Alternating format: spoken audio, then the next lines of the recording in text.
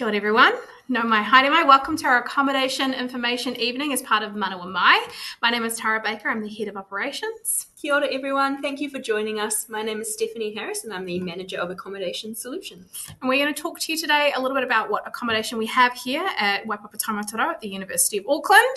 But before we start, much like any of our engagement pieces we do at the university, we do have some learning outcomes for you. So hopefully by the time we finish this presentation, you will know which accommodation options are available to you in your first year, understand a little bit about our fees and how we charge them, the support services we have providing accommodation, and how to contact us should you have any further questions. So we'll kick off. So as we jump into our 2026 accommodations, some key features to note. Your fees for accommodation, so the fees that are displayed online, include your power, your water, laundry facilities, and membership to our brand new recreation centre, Hiwa. Your fees also include meals if you're staying in a self-catered hall. Otherwise, we have 2 self-catered properties which have optional meal plans. Our 2026 fees will be released prior to our offers, so you can see our 2025 fees online and those will be updated around August. And another key feature is that we have housing for you beyond your first year. So in this presentation, we'll focus in on our first year student accommodation halls of residence options, but we have 2,500 amazing beds in a range of different residences for you in your second year and above. So if you meet any friends, you've got a really cool group of mates you've made in your first year, you can apply as a group for our second year and above accommodation, or you could move into one of our studio apartments. And you can still have friends too, but just live independently. It's really up to you. So do have a browse of our accommodation website and get to know some of those options that you've got, not just for your first year, but what ongoing as well. Absolutely. Priority is given to our in-room students, so our current residents, for ongoing years. Cool. So what you see here is a really quick overview of the 4 first-year halls of residence that we have here at the University of Auckland, from our smallest being 324 residents at Grafton to our largest 786 residents at Waiparuru Hall. So we'll delve a wee bit deeper into each of these halls of residence. You'll see that we note that they're the home of a certain item or animal. So we have mascots for each of our halls of residence, which are really great. They'll come out during our inter-res competitions and something for our communities to really get behind. So O'Rourke Hall, the home of the O'Rourke Rockets. O'Rourke recently had a really great refurbishment done. So it is brand new. It's got some really neat facilities, common spaces. You can see in the picture here, the dining hall has had a complete refurbishment.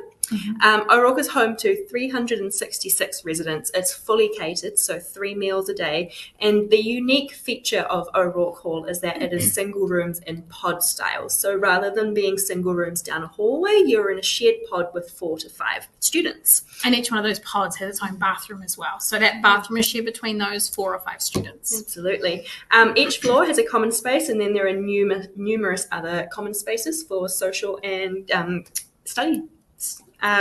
We have specialised living communities available at O'Rourke Hall for our Moana Pacific students and in our rainbow pods. So you can select these on your application if you're interested in joining them.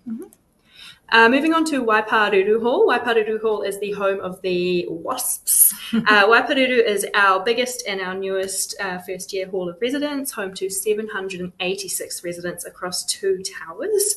Waiparuru is fully catered, and its unique feature is that it offers destination dining. So you can think of this as a fancy food court style of dining.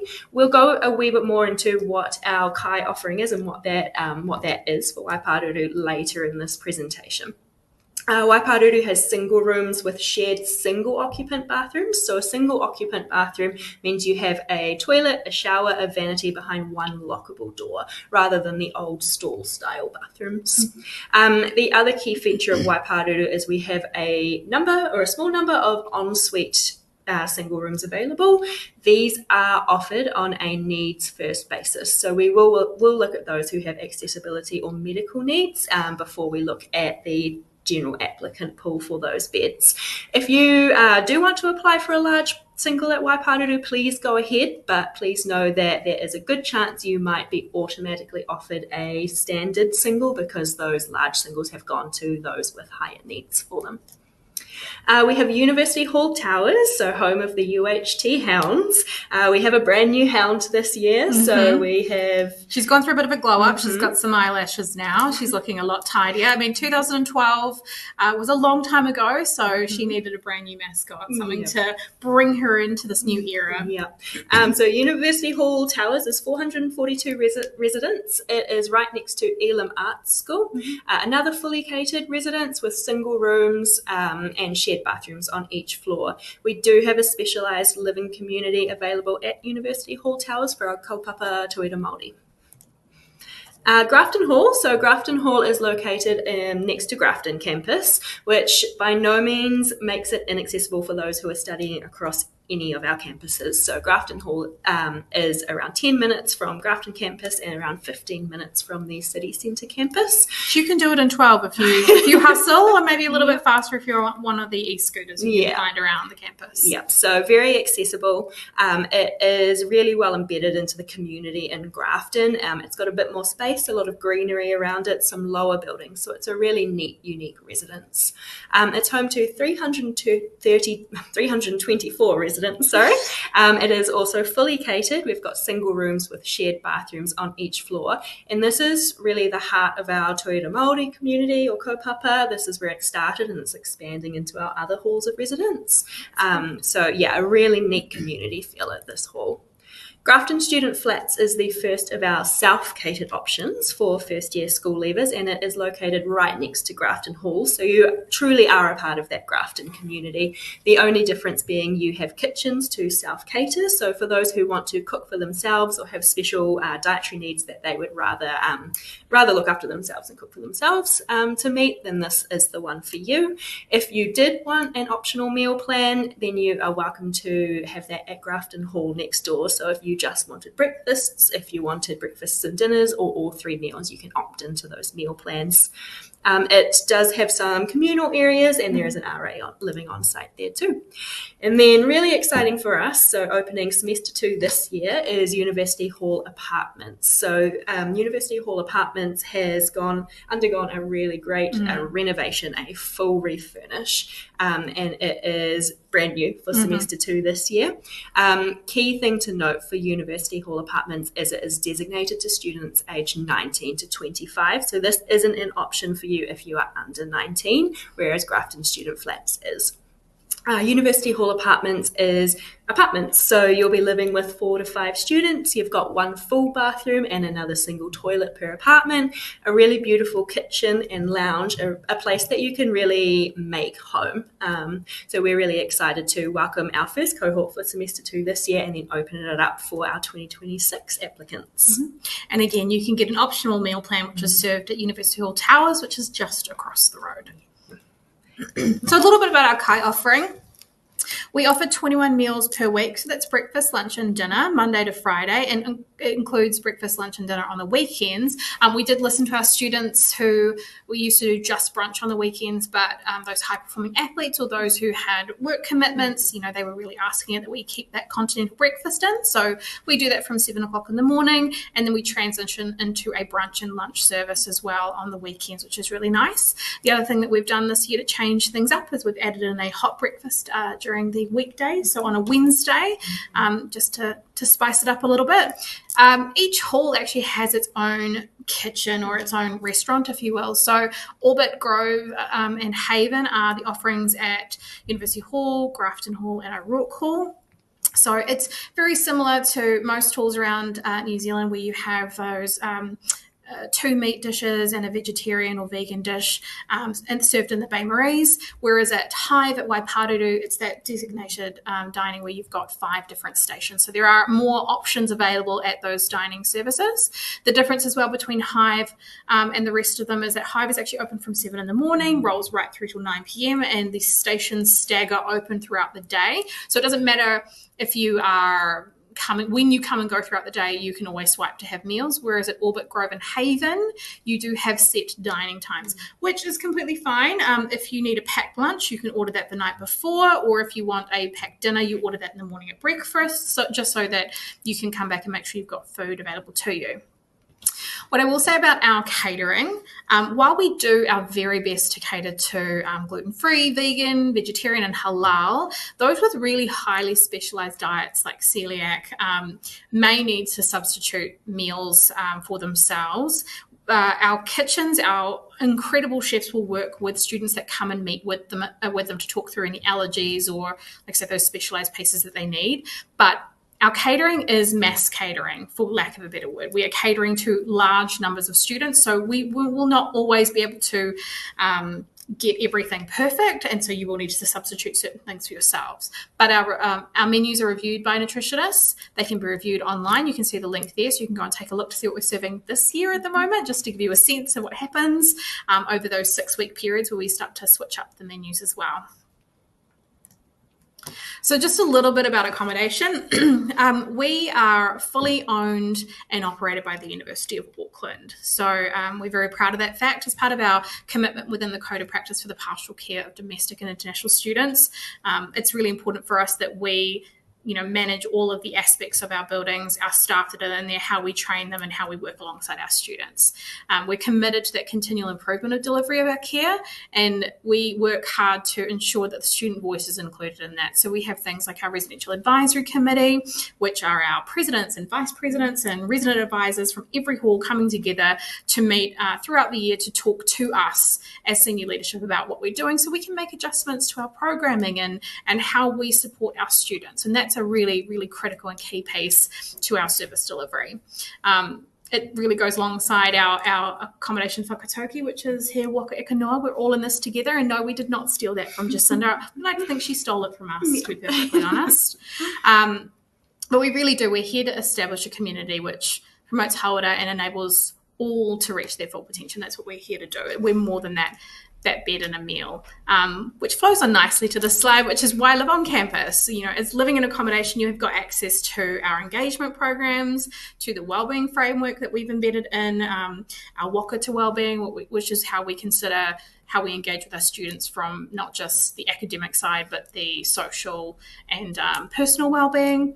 You have resident advisors, so that's our student staff who live on site alongside our residents. We do PASS mentoring, that's peer assistant student study. Oh, I think I said that right.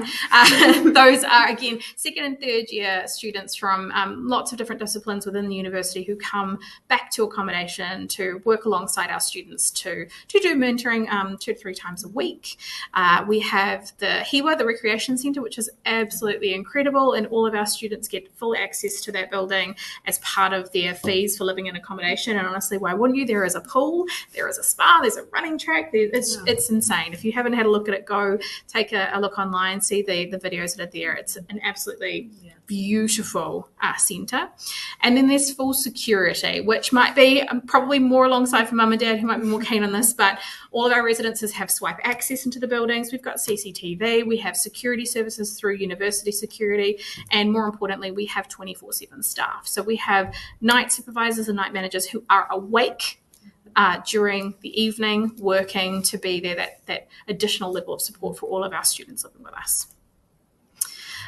This is just a snapshot of all those who will be taking care of our residents throughout the year, from myself to my resident managers, the resident coordinators. We have residential experience officers who look at the engagement programming that we do and make sure that we are keeping it really fresh and again, engaging the student voice to make sure that we are doing things that they actually want to do.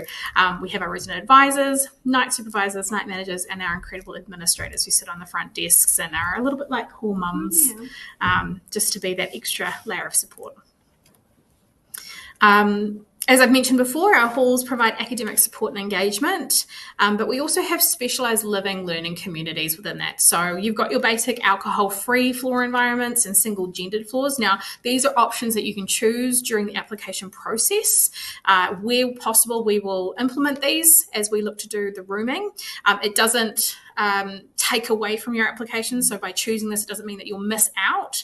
It just means that when we go to do any kind of rooming, we will look at how many people have selected these and then look to allocate rooms based on these requests.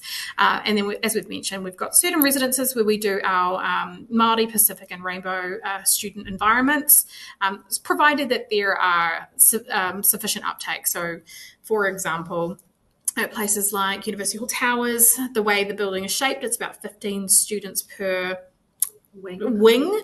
So if we had, just over 20 students looking to have single gendered, we would look at trying to split those two across two wings, and then having maybe like an RA buffer just to make these sorts of layouts work. So a little bit complicated. We do it much later in the process, but it's not going to impact your application in any way.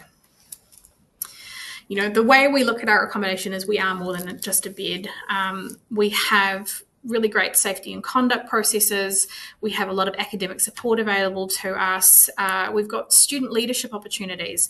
Those opportunities are there for those members of our community who want to give back and want to be a part of the journey, not just go along for the ride, but really invest in it and help us shape the experience that they and their fellow residents are going through. We have things like flu vaccinations throughout the year. We've got mentoring, those exam support sessions, networking, really good rules and regulations around the behaviour and what the community expectations are. So I do encourage all of you to take a look at our website where we do have all of this displayed, so you have a really good idea of what the expectations we have of you when you come and live with us. Cool. So if you wanted to get a sneak peek about what life might be like for you in University of Auckland accommodation, we highly recommend checking out our Instagram page. So this has a spotlight on the activities, the events, there's the ball, the toga party, smaller events happening in each of the residences, and you can get a really good understanding of that. There's also spotlights on each of the residences separately. So if you wanted to see, what slight differences in that culture at the residences might be like, then that's a good space to go and see that. So all of this about our accommodation offerings, but how do you apply for accommodation? So some key tips for your application is make sure you are applying for the correct accommodation that fits you. So most of you here are probably first year high school leavers, which means you're either in your final year this year, or you may have been in your final year the year before and taken a gap year. So just make sure that you are selecting the correct category. So first year high school leaver, undergraduate or postgraduate, because there are certain residences that are only available for certain cohorts of students. Yeah. So if this will be your first time out of high school going into the university, you'll be selecting first year high school leaver. I know it's very tempting to click the undergraduate button. Don't do that. First year high school leaver, because that's going to open up all of the choices for the halls. Absolutely. So when you go to complete your first year high school leaver application, the key piece of information is that you should note down any medical, accessibility or dietary needs you have. This will in no way impact your application for accommodation, but it just means we can ensure that the accommodation or residence you have applied for meets your certain needs, or if we think we might be able to offer something that is better and is going to line you up for success at the university better, we can talk you through that, bring you in for a tour and make sure you're applying for the correct option for you. And then know which residence and room type you want to apply for. So unlike other universities in New Zealand, you can only list one preference. So we know you've all got the one you want to go to, that one you really want to live in.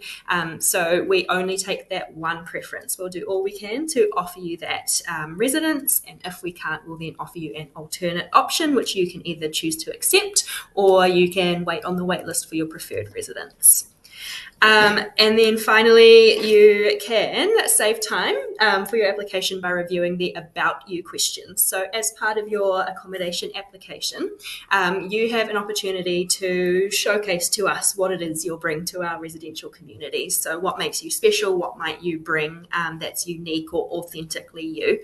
So these About You questions are listed on our website. So I recommend going and having a look at them and drafting down some answers. That'll make the application process a whole lot easier for you. You can just copy and paste them into the application, and it won't time out as you're trying to think about how to showcase yourself to us. Because there is like a timeout limit of about 2 minutes, I think. Yep. Most of the application, it's pretty easy. Click, click, click, drop down boxes. This is the one meaty section of the application where we know you're going to want to take your time. So, really do encourage, open up a Word document, review those questions first, write them out, and that way you can just copy and paste.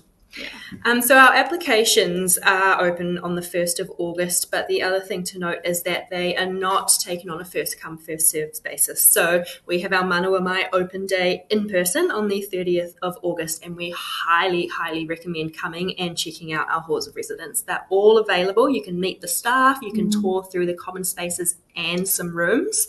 So you can get a really good understanding of what each of our halls of residences offers, what might suit you best, and you can note that down in your application. So as long as you have made your application by the 31st of September, you will be considered in the first round pool of offers. There's absolutely no rush to get it in on the 1st of August. Take your time, come and view us, have a look online at all the videos, check out our Instagram, and make sure that you are noting down the preference that is right for you.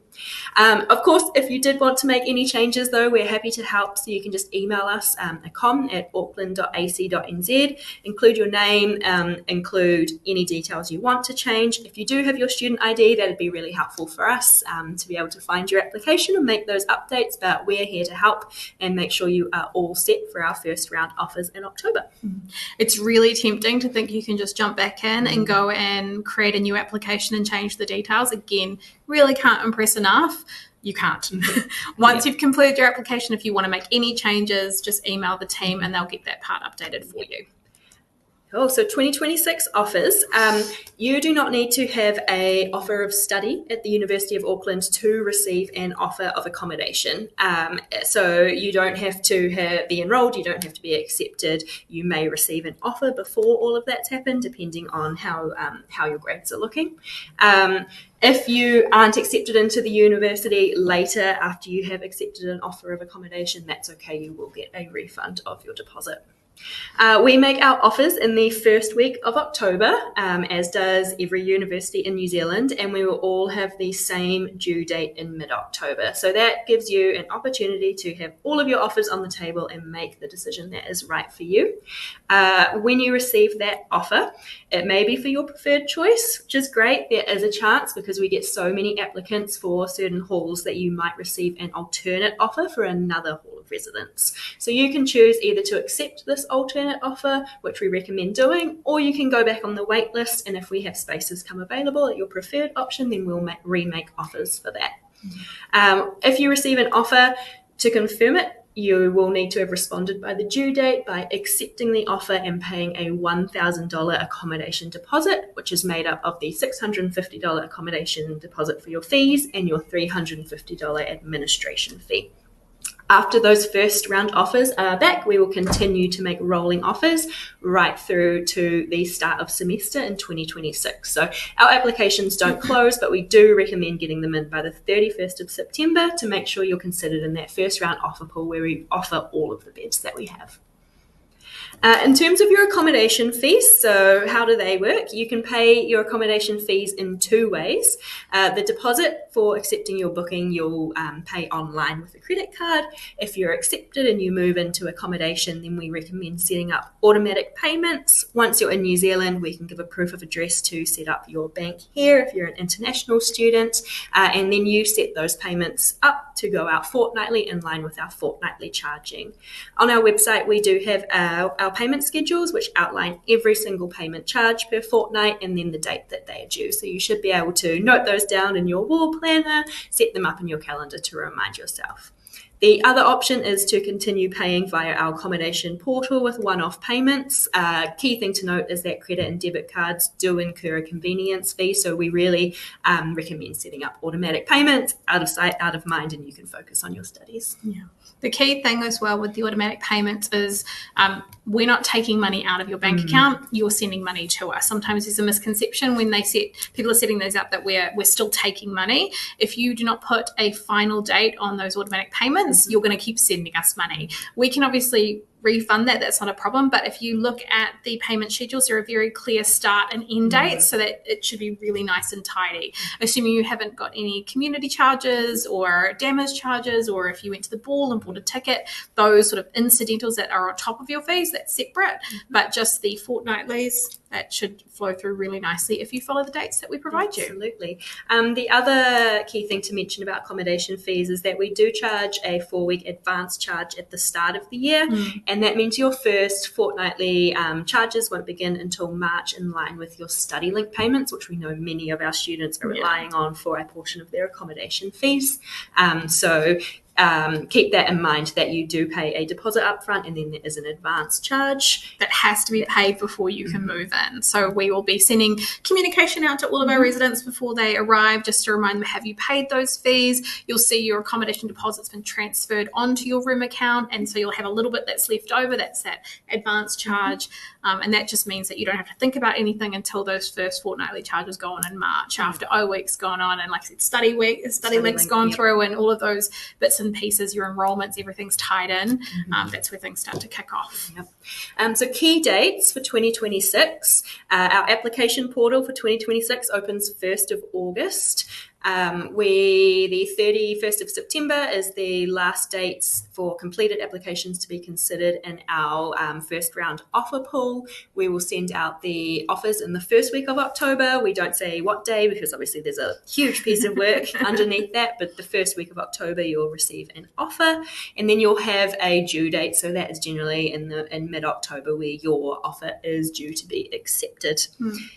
As part of your application process, you also have a CCRF that needs to be completed. That's the confidential reference form. That's due when? Is that about 15th of September? So while your application needs to be finished by the end of September, your CCRF should have been submitted by the 15th. And that just gives our resident managers an opportunity to read them all that have come through between the 15th and the 30th. And those, you'll get a link where you can enter your school's details, your name, and you can tick all the boxes of the universities you're applying to, so that once they've completed that on their side, it just gets automatically sent out to everybody. Cool. So I think we've got some questions that you guys have been sending throughout the presentation. So we'll just keep sending those through, but we'll just try and get through as many as we possibly can. So do we need to apply for more than one hall just in case we don't get it, or is it okay just to apply for one place? I think, as Stephanie mentioned earlier before, unlike other universities, we only give you one preference, and that's because, quite honestly, the one you choose is the one you really want to go to. It doesn't mean to say you'll miss out. We will do our very best to offer everyone who's applied their first choice where we can. There are some residences that will receive 3 to 4 times more applications than we have beds available, and in that case, we will make some alternative offers, and it's your choice whether or not you want to say yes or no to it. But you only get to apply for one residence. Honestly, it's worked for years. I know other universities will give you 2 or 3 preferences, but this is just a much cleaner way to approach it, and so far no complaints. So. And this is where we do recommend on open day, Manawa Mai open day on the 30th of August, is to take a look through as many of our halls of residence as possible, in case you receive an alternate offer for a separate hall of residence that wasn't your preferred choice. It's really good to know, what that hall of residence is like, if you'd be comfortable living there, if you want to accept that alternate offer. So rather than just going and checking out Waiparuru, because that's top of your list, we highly recommend coming and checking out O'Rourke, University Hall Towers. They all have something great to offer. They do, and we really do think that any offer is a good offer, because each of our halls, that while they might have physical things that are different about them, the engagement programs, the team works together to make sure that there is a very similar engagement calendar for every hall. So while the event might look slightly different hall to hall, the underlying theme of it is basically the same. So you won't miss out on anything by going to a different hall than the one you're expecting to go to. It just will look physically different, and there'll be slight, changes to the way we approach different programs and events, but the academics are all the same. The mentoring we do is across all of our halls, or you'll be invited to other halls to do bits and pieces. So we have our Akwa at O'Rourke Hall, that's our Pacific Student Support study sessions. All of our students can come across to that. It's not isolated to just those students living at O'Rourke. The same thing with Toitu Tauira events that'll happen often at Grafton. It might be happening at University Hall Towers this year, we're not sure, but those are opportunities where you get to go to each other's halls to do events and work together, so you don't miss out. Yeah. And that probably leads into the next question we received. Are some halls generally more social than others? No, yes and no. It really depends year on year. Every year it's a new cohort of students. You are what you make of the hall, hopefully respectfully. And then, we're having a good time. We're not here to kill anyone's vibe, but I think the social engagement will always change depending on the students who live there. There are some halls that will just feel different and fundamentally different, and there's a reason why Waipururu's kitchen's called the Hive, because it's like the hive of activity at the hall. It's a very big and bustling place versus somewhere like Grafton, where because the surroundings are a suburb and it feels a little bit more set and quiet, that by nature can make it feel a little quieter than others, but it really does depend on the community that's there and the kinds of things that you are engaging in as a community. Yeah. Are international students staying in the same halls as domestic students? Yes. Yep. There's no one space for any one student. In every single one of our residences, from catered to self-catered, it is a blend of domestic and international students. Absolutely. So you're welcome anywhere. Yeah, the same is to be said for students coming from Auckland and the rest of New Zealand. Yeah. So we don't look at that in your application.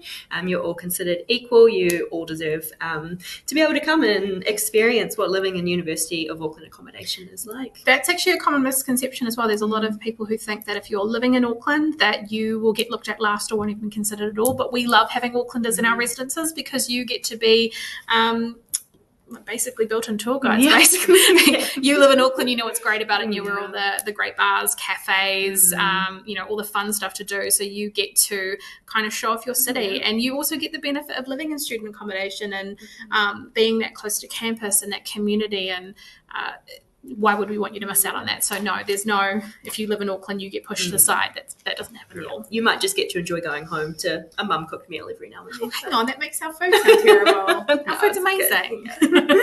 If you're away for 2 weeks, do you have to pay for 2 weeks that you weren't there? Yes. Yeah. So our contracts are a fixed length. So you are paying for 39 weeks in our halls of residence, which means that room is yours for the 39 weeks. But it also means that you have agreed to pay those fees no matter your anticipated arrival date, departure date, or if you're holidaying in the middle. So that is your space for that full duration of the residential agreement. We don't shut down over holidays. 365, 24/7 business. So we have summer accommodation that's available. We might have some buildings that are closed, but there are residences throughout our properties that are open for summer and for summer school, or just for those who want to stay a little bit longer at the end of their contract. Yeah.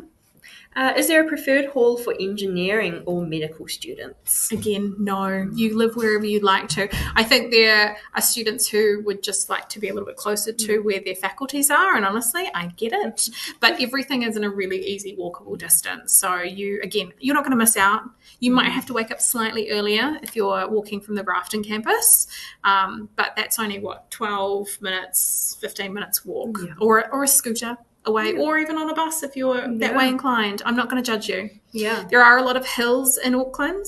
We are built on basically lots of volcanoes. They're all dormant, so no one panic. But there are a lot of hills. But it's mostly a downward walk to campus, so you'll be fine. You'll be fine. And that's we get the engineering students asking, as well as the medical students at Grafton, who think because the medicine school is in Grafton, you'll find your first year papers are actually across both the City and Grafton campuses. So we have a really good mix of students studying which discipline in every one of our residences. Yeah.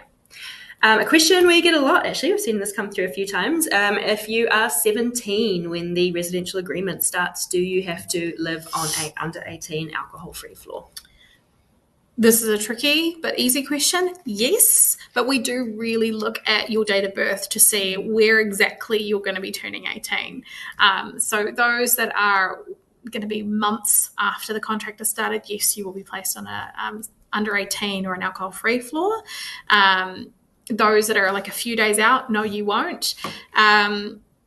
And where it's possible, because there can be a little bit of movement throughout the first semester with people who maybe turn up and then decide that university isn't for them and they might leave early, you can ask for the opportunity to change floors at a later date, and we'll do our best. But it's a tricky one. But if you are under 18, you would be placed on an alcohol-free floor. Yeah. So we obviously have obligations under the Pastoral Care Code of Conduct, and that includes for students who are under 18 coming to live with us.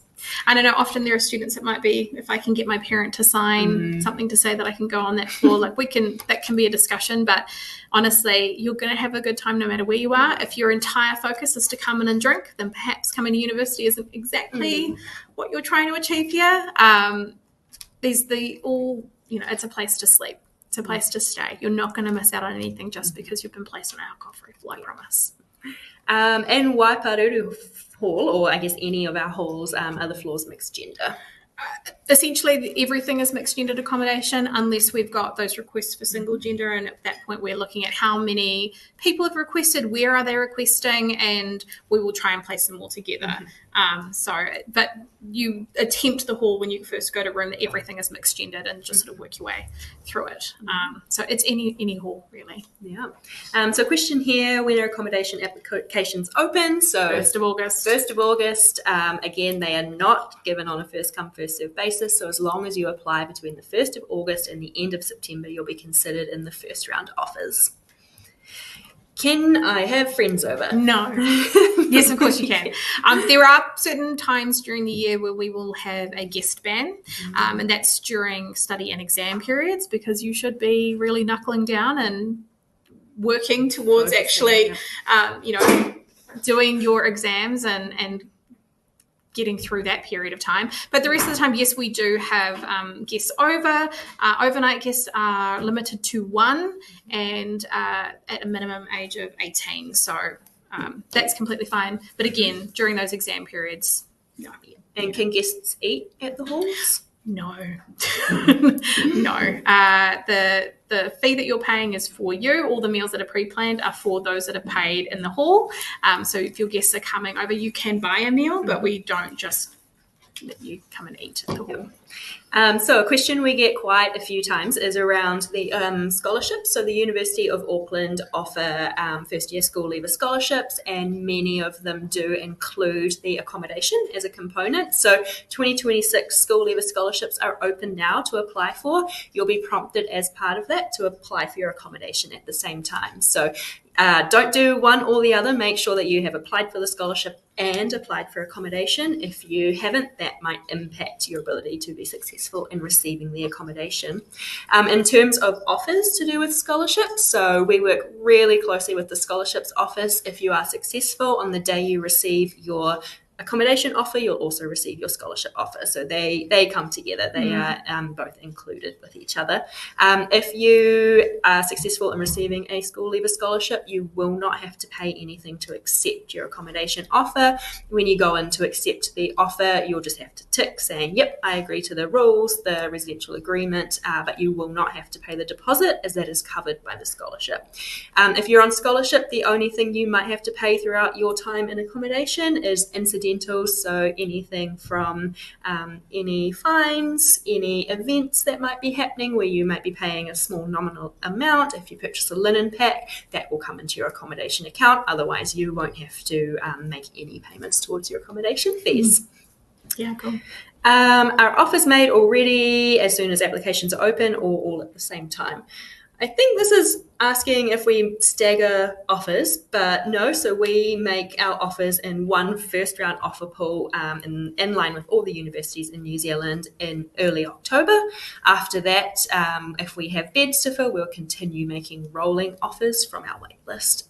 We do make offers to approximately 90% of our applicants in that first round offer period. So it might not be for your first choice, but we will try our best to make you an offer, and then you can choose if you want to accept that or remain on the wait list, and then we will make rolling offers. So it's very likely everyone who's applied with us, as long as there's no extenuating circumstances, will receive an offer accommodation before move-in day 2026. I think a really important note as well with those alternative offers, if you decline it to go back on the wait list, that's at your risk. So we've gone and made you an offer to ensure that you've got a place in accommodation, and we realise and recognise it might not have been your first choice, but we wanted to make sure that you got a bed, and if you turn that down, that is your risk. That was your one offer.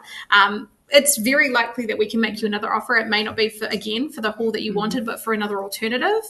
And we'll keep making those offers right up to the start of the academic year. But just bear that in mind, that one time, that first time we offer you, that's the guarantee. Thereafter, it is really, that's the risk that you're taking. Yeah, it's what we have available. Yeah. When do you suggest we can view the accommodation? Manawa Mai open day, definitely. We are providing tours throughout the entire day, starting at 8:30 in the morning, right through till the last tour goes at 3:30. But the halls are wide open. We've got all of the resident advisors doing tours throughout the day. You can meet with the resident managers, ask all your questions. You can come to the stall that Accommodation Solutions will have, and they'll answer questions as well. But that's really the day that is set up to come and do all of those tours. Sometimes there is an opportunity to do tours throughout the semester, but it can get quite tricky. This is a living residence where we've got students in here this is their home, so we do try to limit that. But, that one day, that manawa mai, that's our big one. So we really do encourage you to come that day. Absolutely. Ooh, what happens if I miss dinner or if I have classes that go late? So as I mentioned earlier, we do late dinners, we do packed lunches. So it's just something you have to pre-organise. You will know what your calendar is going to look like. You're going to know when you've got late classes. You're going to know when you're not going to make it back in time. Waipareru has the all-day dining, so it doesn't matter when you come in up to 9 o'clock, there's going to be food there. But at the other halls where there are set dining times, it's really up to you to just make sure you've ordered that packed lunch the day before or put in that late dinner order during the breakfast time. And a lead on from that, I guess, is can I have food in my room? When you say food, so snacks are completely fine. You can have noodles and chips and muesli bars and protein and all of that. That's fine. Really make sure that you are cleaning that out afterwards and you're not leaving food in your rooms. I think mum and dad will be sitting there going, yes, like we've told you at home as well. We do expect you to keep your rooms clean. You cannot cook in your rooms. You cannot have air fryers, rice cookers, hot pots, toasters. Yeah, none of that can be in your bedrooms. You cannot cook in your rooms. There are many little kitchenettes on every floor in our halls of residence, so you can heat up noodles and you can heat things up in the microwave. So there is the opportunity to do that on your floors, but just not within your rooms. And it's really important to note as well, you cannot have mini refrigerators. That is a no-no. The only students we will allow to have like a really small tub fridge are those students who have medicines that require refrigeration. At that point, they need to provide us with a medical certificate and we can allow that in. Yeah. So you are provided 3 meals a day in our fully catered halls. So really it should just be snacks. On top of that, there's a fantastic menu available to you. There are. Yeah. Can I bring my cat with me? No cats, no dogs, no lizards, no fish, no hamsters, no chickens, no what was that other one, that really big dragon lizard thing someone wanted to bring in? No pigs, no bunnies, nothing, no pets. They are not allowed on our residences. They're not allowed on our campus. There will be certain days during the year where maybe we might bring in like therapy dogs and things like during wellbeing weeks, and that's really cute, but that's the only time it'll happen. But you yourself cannot have pets in the residence. No, we do allow accessibility animals, but they must be registered in New Zealand as like a guide dog. And I guess a good question we had there follows on from that is, do we do inspections? Absolutely. Twice a year in semesters 1 and 2, we do a full room inspection. We give you the opportunity, if you fail that room inspection, to tidy that up again, and there'll be a re-inspection.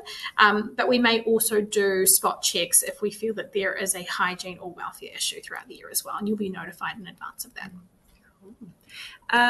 Is it easy to change halls during the year, or is it even possible? If the halls stayed full, it would be impossible, but we do know that there is movement that happens. We'll often see students that may leave during semester 1 for whatever personal reason that comes up, or if they've achieved a scholarship to attend a university overseas, sometimes that happens. So from semester 2, we will have vacancies always, and that often is an opportunity for some students to move around, as well as bring in students who perhaps are starting late in the year. It does get quite tricky during semester 1 to move around because again we go into the year with the halls full. So sometimes it's a conversation, sometimes it's a flat out no.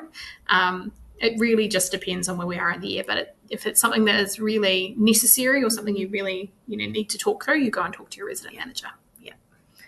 Are some halls of residences more popular than the others?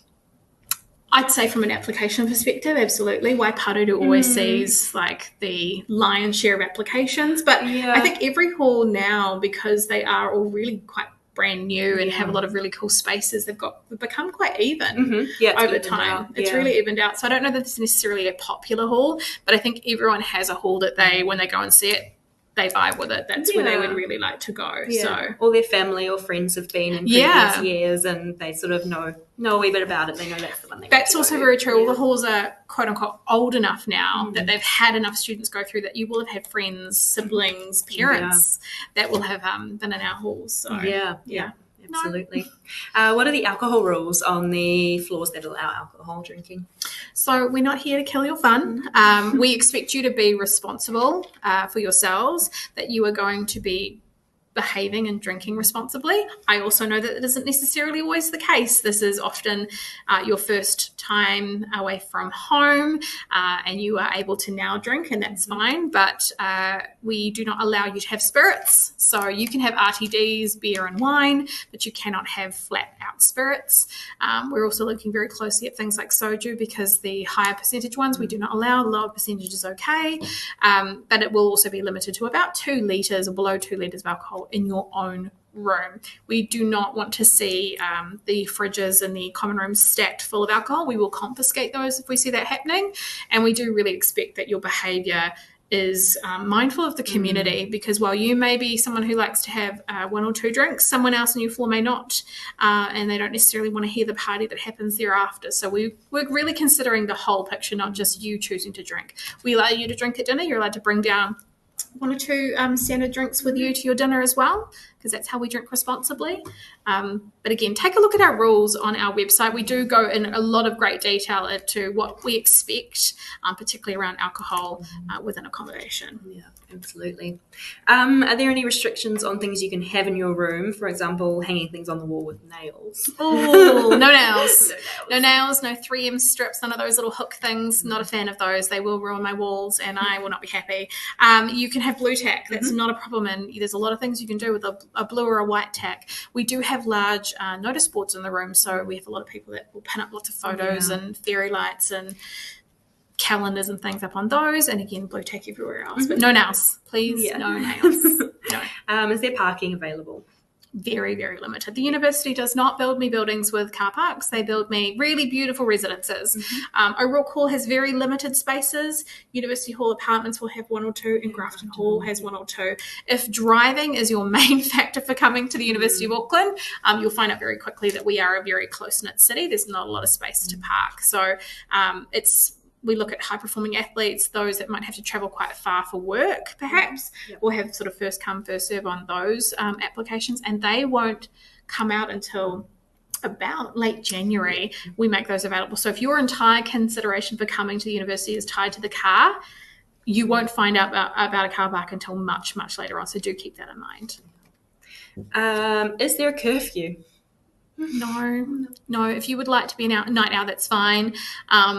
If it means that you're missing class, quite often we're probably going to have a conversation with you about whether or not that's a good thing. This is a big city. So for those of you coming into the city for the first time, we really just expect that you are considerate of going out late and making sure that you're not going out by yourself. But we are not going to be judging you if you come home at 1 o'clock in the morning. Our night supervisor is not going to ask you where you've been. They're just going to say hello and good night and make sure you had some water on the way in. There's no curfew, no. Cool. Only a few minutes left, so we'll keep whizzing through these. Can I live on campus as an international student? Yes. Absolutely. We'd love to welcome you as an international student. Yep. Easy. Yep. This is a good one. Can we apply for accommodation before we get an offer? So there is a good chance that you will only have begun your application to study with the University of Auckland, and you'll need to apply for accommodation, or you might receive an accommodation offer without getting an offer of study. They don't quite line up sometimes. We highly recommend accepting your accommodation offer if you do intend to come to the University of Auckland. If you aren't successful in your offer of study from the university, we will refund that full deposit. How frequently do I pay for accommodation? Fortnightly, if you're doing it the automatic payment way. Yeah. So you can pay it in full. You can pay the full year or a semester at a time if you'd like to. So it really makes things easier for you. Otherwise, it's fortnightly. Yeah.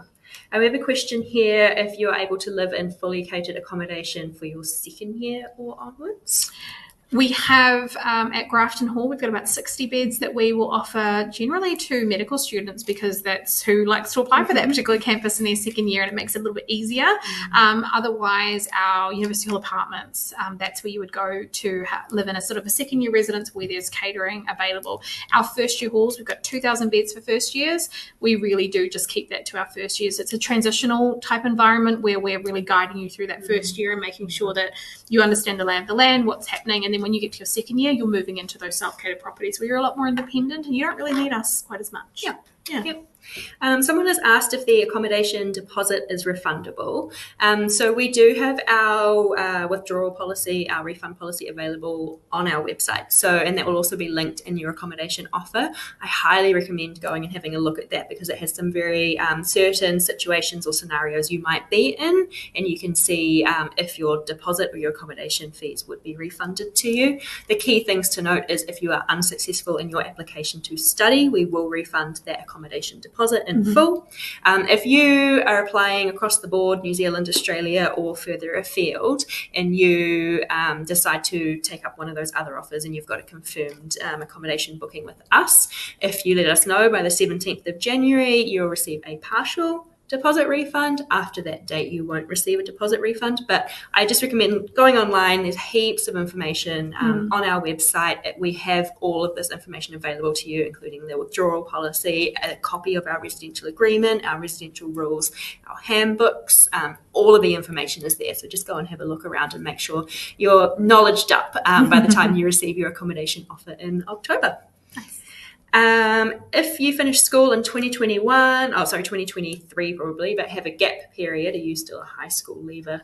So if you haven't attended a tertiary institution or a university, so you've taken that gap year, yes, you can apply as a first year high school leaver. Yeah, there's always a bit of a grey area there, but our age group for our first year high school leaver schools generally caps out around 20. Yeah. If you're older than that and still considered a first year high school leaver, we're happy to work with you and see if one of our self-catered residences or our second year and above residences suits you better, and so you're around peers that are, I guess, at a similar age to you.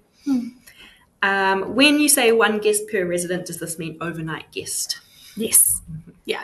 It would be nice to think that we could let, the huge groups of people through, but we have health and safety commitments that we need to meet. So it really is one guest per residence. Now, during the day, it's a little bit more flexible because there's a lot of people coming and going. So you'll have, your family might come to visit. You might have a couple of friends, and that's fine. But it's generally one guest per resident, and certainly for overnight, just the one. Yep. And again, overnight minimum is 18. Absolutely. A question here around whether there's more than 2 beds per room. Absolutely not. Yeah. No. So.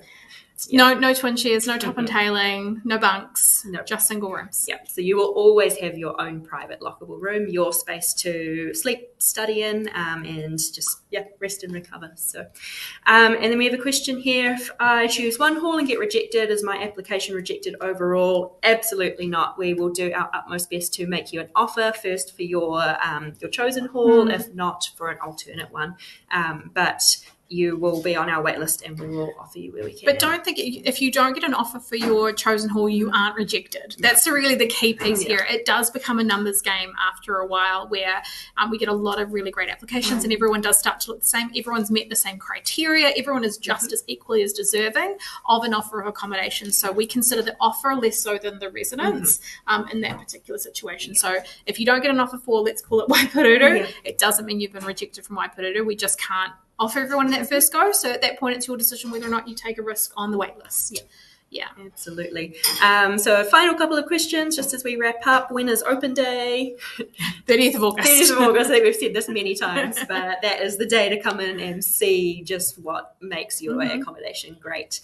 And then can I bring my own computer into the halls? Yes. Laptops are generally what people bring in. If you're going to bring a computer in, if it is within a year of its warranty, we don't need it tagged and tested. But if it's older than that, we do need you to get it tagged and tested. And actually, while I'm at it, if you're thinking about bringing giant stereo speakers, don't. Let's keep little UE booms are fine. Little computer speakers are fine, but those big giant ones, they're a no-go. No, thank you. Cool. And final question. I think we've had this through a few times, so I'm going to go over it again. What is the reference form that's filled out by our schools? So that is the CCRF, or the Common Confidential Reference Form. You'll be prompted as part of your accommodation application to log onto that website, enter your details, enter your current school, enter the tertiary institutes you're applying for. It'll get sent off to whoever at your school is completing them, and then they'll push send and it will come straight to the universities to be attached to your application. So easy peasy. That is also another opportunity for you to really showcase yourself, for us to see what kind of person you were at school. Or maybe what other support you might need. Yeah. Okay, well, I think that's all we can manage for today. Thank you so much for all of your questions. Thank you for attending. If you do have any other questions, do email the team, accom@auckland.ac.nz. That's a com@auckland.ac.nz, and I'm sure that we'll happily get those answered very soon. But thank you so much for taking the time this evening, and we hope to see you soon at Manawa Mai Open Day. Absolutely. Thank you.